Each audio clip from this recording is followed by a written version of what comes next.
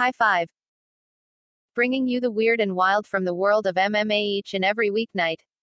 Welcome to Midnight Mania. Sean O'Malley likely spends more of his time than the average fighter building his brand. Suga has done limited edition merchandise drops, dramatically dyes his hair differently for every fight, and hosts his own podcast. As a result, O'Malley has generated a pretty significant following at 1.5 million Instagram followers. O'Malley's interest in branding and promotion seems to be the reason he's a fan of the Paul brothers and their forays into boxing. Speaking with the Schmo, O'Malley explained, "I love it.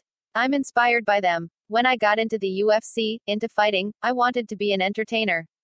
That's kind of like the title I wanted to be known. I want to be an entertainer.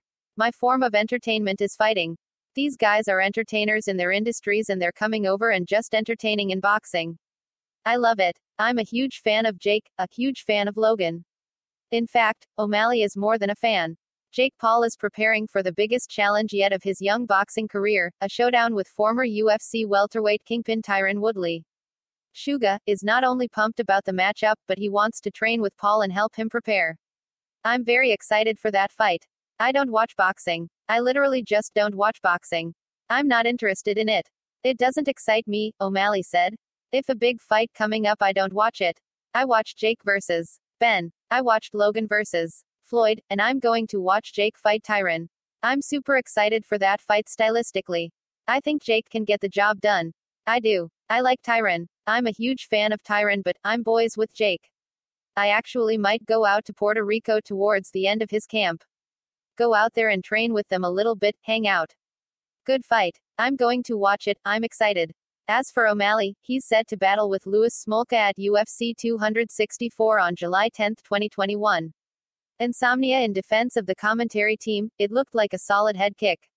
It is not uncommon for fighters to lie about their records and get sneaky in regards to self-promotion, but this is a hilarious new level. While I'm still optimistic that Paulo Costa fights again at some point in 2021, I wouldn't predict it to be a main event. This confirms it. Bruce Buffer is basically UFC's Iron Man. Damian Maia is confirmed more dangerous than Francis Ngannou.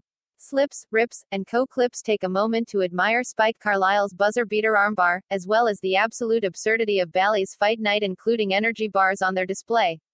Here's one way to identify a JMMA fan in the wild: slow-mo left cross straight to the jaw, random land. This squirrel is living its best life. Midnight Music, a great Talking Heads track from a pretty bad Talking Heads album. Sleep well, maniacs. More martial arts madness is always on the way. Punch the like button and kick the subscription bell.